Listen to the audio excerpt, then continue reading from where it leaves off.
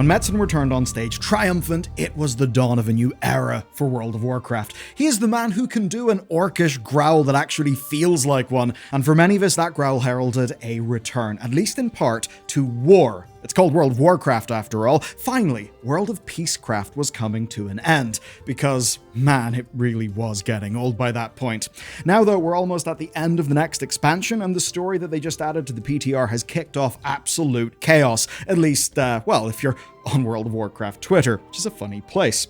But really, many people who played it have came out furious, almost feeling betrayed even, pretty much saying this is not the war we were promised. So we decided to hop on PTR and take a look at the new story. And it's a little bit more complicated than the initial anger would suggest. The Red Dawn gets close to accidentally being a mockery of everything that it's trying to be. Farron, our new poster girl, wastes yet another opportunity to be an interesting character, and again, the Alliance and the Horde have absolutely zero edge to them. Now, this story does have teeth. It actually does some great world building, but Blizzard are, I think, still too afraid of letting those teeth do any actual biting. Blizzard, you gotta let the teeth connect with some flesh for people to feel it. Basically, they're still too afraid of making us feel uncomfortable.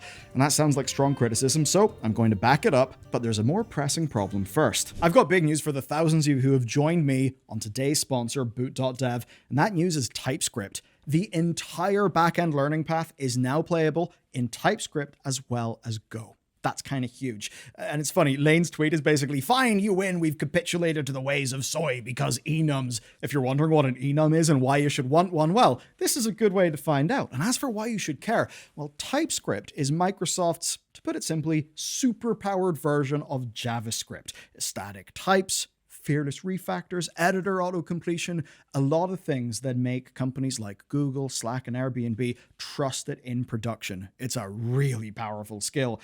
To put a long technical story short, it lets you catch bugs while you're coding instead of whenever the server blows up and kills everyone. So, what Boot.dev does is it wraps all that good stuff in an RPG with quests, XP, boss fights, real-time leaderboards, and community. You get to enjoy all of that while you're wiring up databases, building REST APIs, deploying all your stuff to the cloud, and now being able to do that with TypeScript.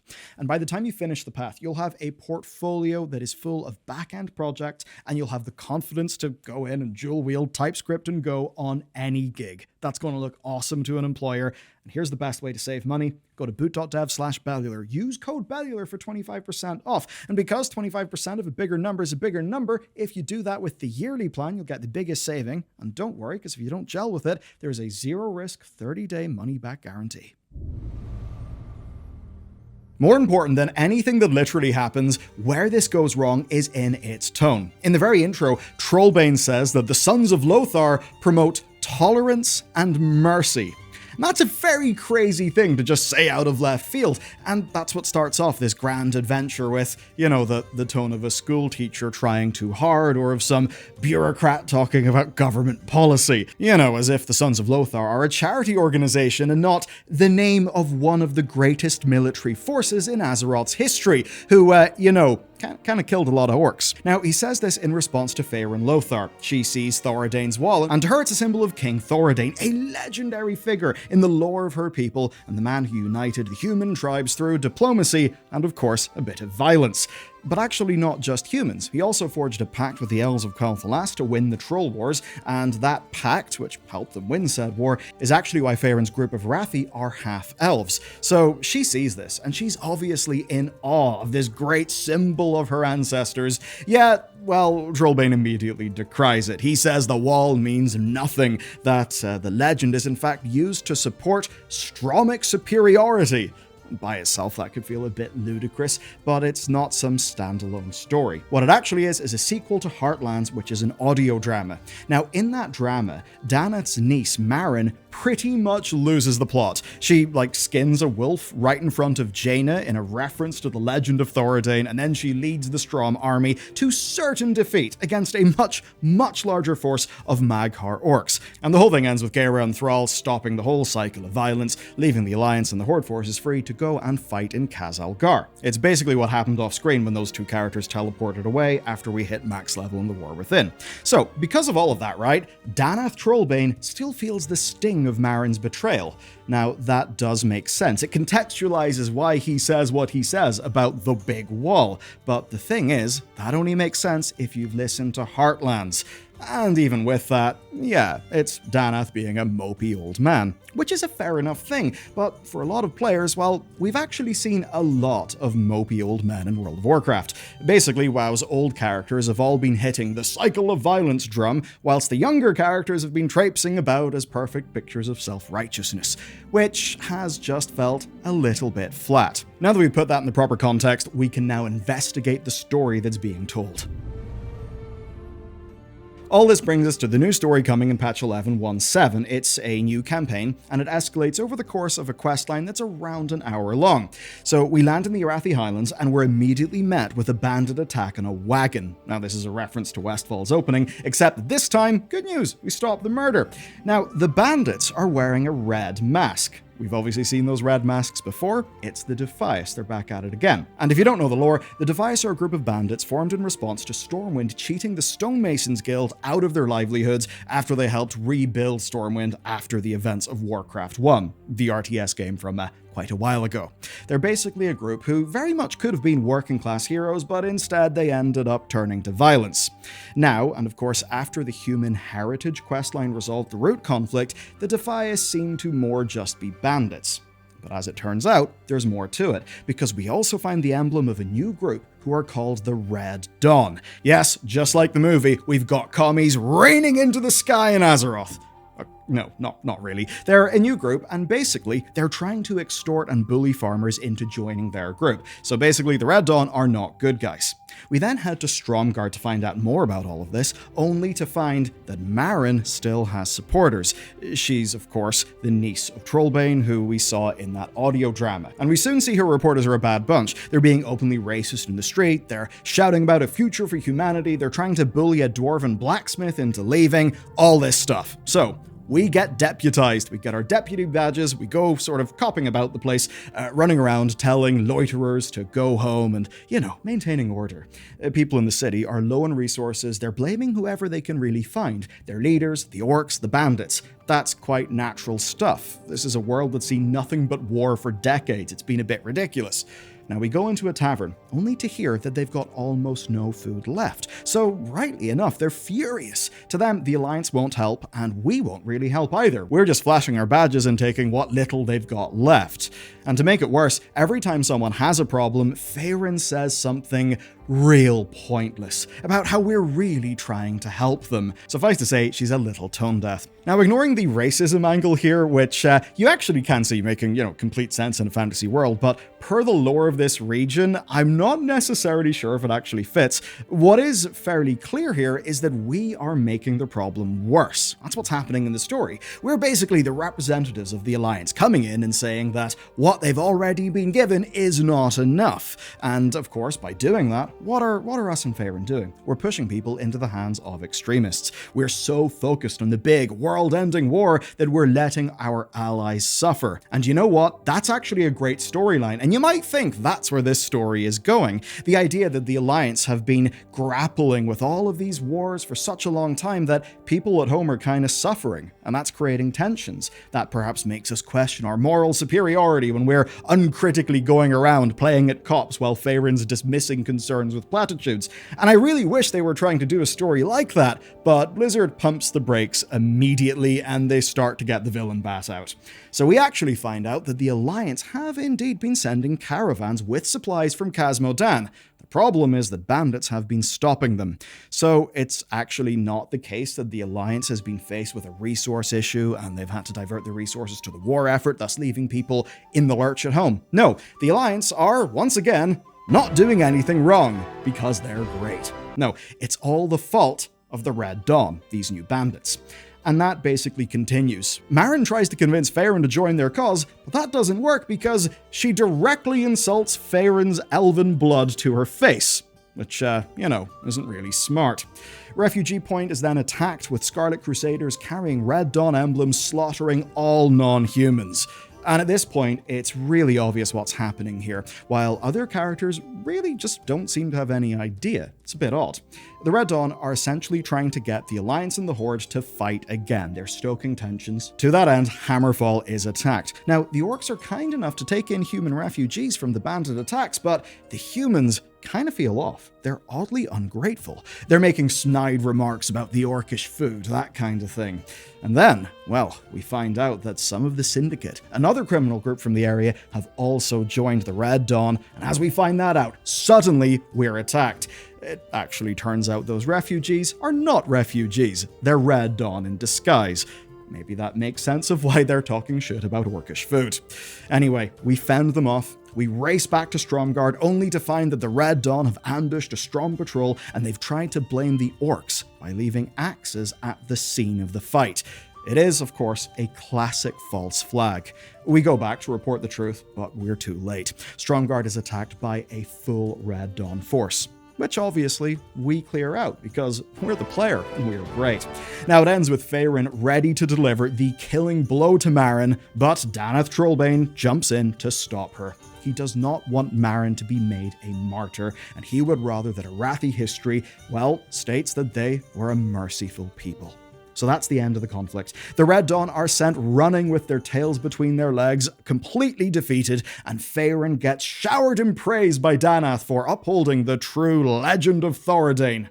And the sad thing is, with how it plays out, it does not feel earned at all. Actually, look what Faerun did. All she did was spout platitudes, be really tone deaf, and then win a fight. It ends with orcs and humans being friends again and the bandit threat being lessened, meaning that resources should be plentiful for the locals. All is well enough by the end, but it does set things up for the future. The Red Dawn still exist, they fled up north, and that means they'll probably pop up in Quel'Thalas during midnight. That's it. And, well, you now know the story as I've told it to you. Experientially, it feels toothless. When I look at the people commenting based on playing in the PTR, they're also saying it's toothless. So, let's actually engage with that. We've done a lot of thinking, a lot of talking internally, and here's what we think the problem is. The Red Dawn could have been interesting villains. Maren could have been the second Garithos that a lot of people wanted in WoW. Not because they think Garithos is great and they want to emulate him, but because Garithos was a real shitbag. That made him a good villain. And you know what? I personally liked her in Heartlands. She loses herself in recreating legend. But the thing is, this entire questline, including the propaganda that's revealed to be why people are joining, just ends up feeling rather baseless. Let me explain that, because it may not make sense without some lore background. So, the Kingdom of Strom was founded on a solid relationship with the elves, and that means this sudden uptick in human supremacy feels totally unnatural. Nothing in Thordane's history had anything to do with humans versus other races. Their big existential threat was the Troll Wars, which he allied with elves to solve. And for all of modern history, they've actually had a close relationship with the nearby dwarves. Now, the Defias were formed when Stormwind refused to pay them for their work, and that was a true injustice. That's why the Defias story resonated with people.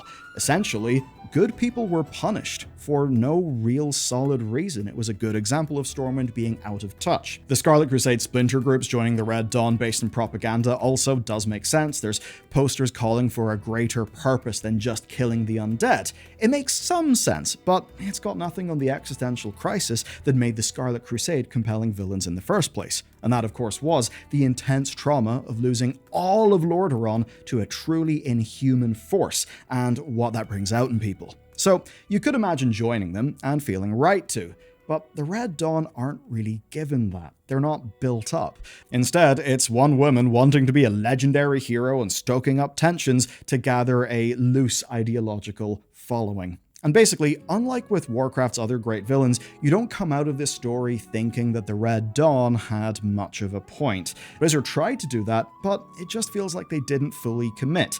They tried to have teeth, but they weren't really willing to let those teeth connect with flesh. And where it's frustrating is how this could have been brilliant. I mean, they're a sad, angry group of people who were given a false enemy. That's fundamentally something that could be the start of brilliant storytelling. But to emphasize that, one of their leaders is Joseph the Enlightened. He's a literal crazy Scarlet who, bubble hearths away every time you fight him with some sort of sniveling voice line. So not only is he a joke, he's also played for a joke. And that sucks. Blizzard are so afraid of making villains that you might agree with to the point where they're now just making them a parody. What works about the Scarlet Crusade is they had a point, but then they did wrong things. Same for the Defias, and so on and so forth. But in a world where Blizzard will undercut that by doing a bubble hearth joke, well, that's a world where we'll never get a Scarlet Crusade that feels like the Scarlet Crusade, or a new Defias that feels as good as the Defias did. And it's sad because Blizzard did try to do a good story here. I mean, if there's a point to it, it's to show that people who are in pain and anger can be misled and abused, but it doesn't have the courage to say they might have a point. It doesn't make anyone take responsibility for it. It essentially fails to commit. And of course, the Alliance and the Horde walk out of this story nice and shiny. Wholly blameless. The Alliance sent what they could, but the Red Dawn blocked it. The Mag'har did absolutely nothing wrong either. They trusted humans, got attacked, and said, "Ah well, no big deal," afterwards.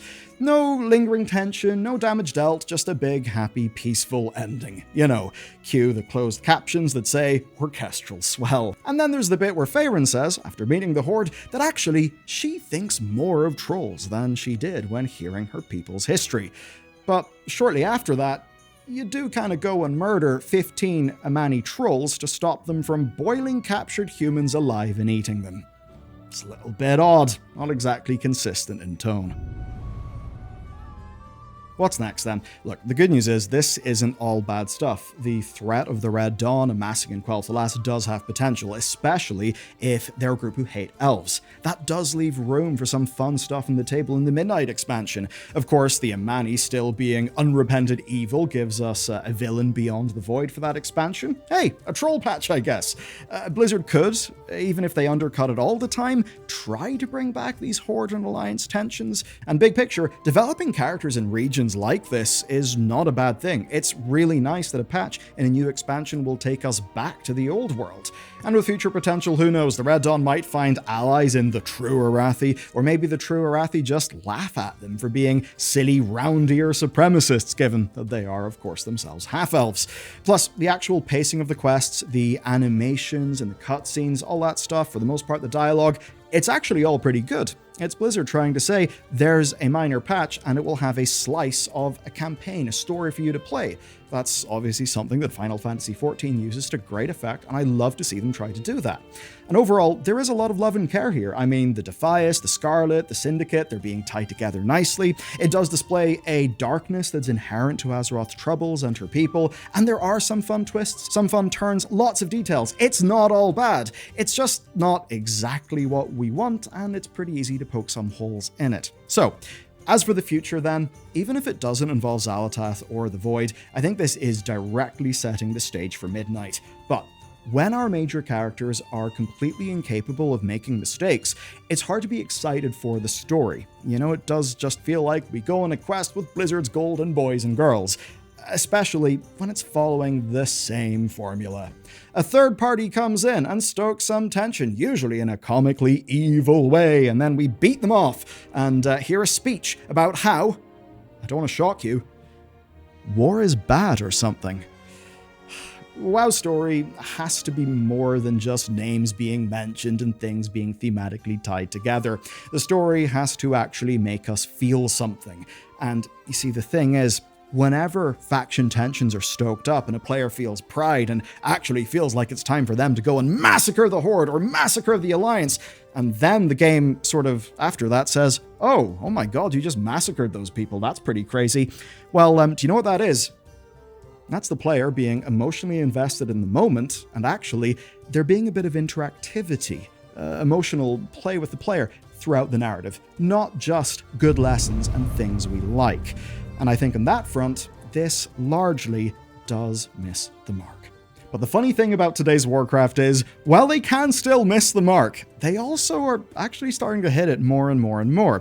And while I'd be tempted to give you some lore, there's loads of great lore on the channel, the next big thing you should watch is this on player housing, because it's being executed in a way that reminds me of the Blizzard entertainment that I fell in love with as a child.